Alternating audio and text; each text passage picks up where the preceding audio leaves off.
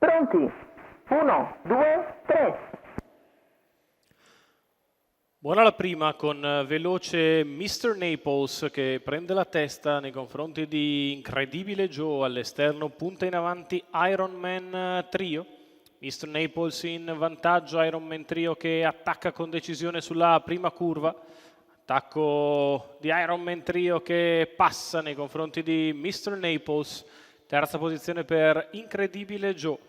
Poi Iris Jet, quindi al largo Ibra SM che si trascina Indica Jet alla retroguardia Instinct B. Primi 400 metri in 31 per Ironman Trio che guida con un paio di lunghezze nei confronti di Mr. Naples. Terza posizione per Incredibile Joe.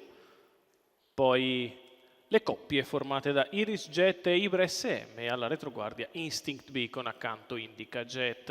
Ha rallentato il battistrada sulla curva di destra e la retta opposta alle tribune va via con un parziale abbastanza comodo.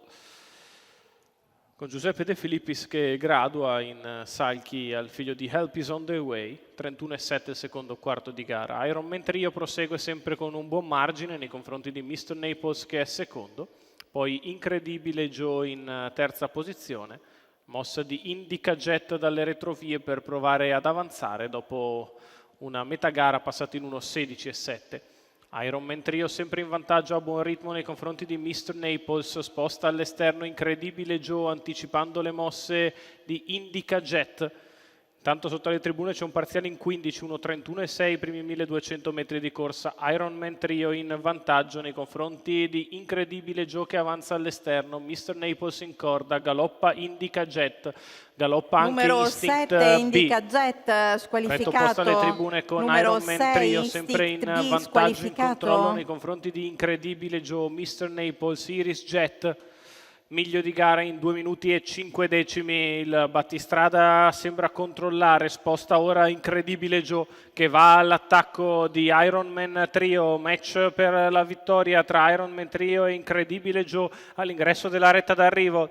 Si difende Ironman Trio dall'attacco di Incredibile Joe, riparte Ironman Trio che stacca nel finale, vince nettamente. Al secondo finisce Incredibile Joe, al terzo Mr. Naples.